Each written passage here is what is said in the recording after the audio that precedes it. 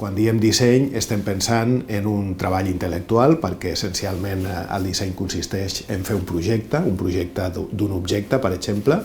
Aquest projecte es fa amb uns documents que són els planos, els dibuixos, i després hi ha una execució d'aquest objecte a partir de vegades d'uns artesans, de vegades de la pròpia indústria, uns materials, però que ja és feta per uns altres. De manera que hi ha tot un procés d'invenció i execució, i hi ha un procés al principi, que és el de la invenció, que és totalment abstracte.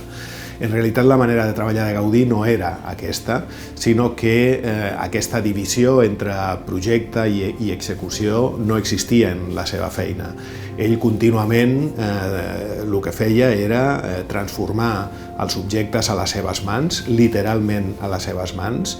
Treballava amb dibuixos, és veritat, però aquests dibuixos també es transformen contínuament, i mai en el seu estudi, que no es deia estudi ni despatx, sinó que ell li agradava dir-li obrador o taller, i per tant el posava en relació més aviat com amb el treball d'un escultor que no amb el treball d'un arquitecte. En el seu obrador tots aquests objectes anaven prenent forma contínuament. Era una forma que es prenia enfrontant-se sempre amb ella mateixa.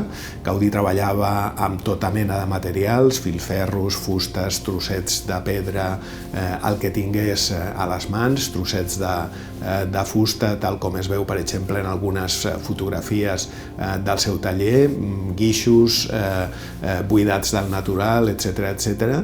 I amb tot això anaven prenent forma les seves arquitectures, els seus dissenys, si és que podem dir-ho així, en aquesta espècie de work in progress, mai s'aturava. Tot era, podem dir, tot quedava sempre, podríem dir, definitivament inacabat, que és una manera amb la que Duchamp parlava del seu gran verd i que jo crec que es pot aplicar perfectament a Gaudí.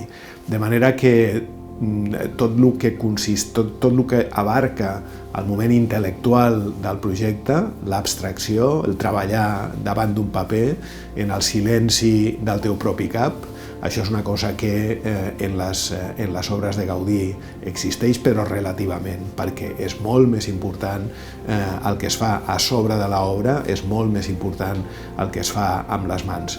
Tot això no vol dir que no hi hagi una idea abans, evidentment, però aquesta idea s'enfronta contínuament amb el que surt de les mans i, per tant, contínuament es transforma.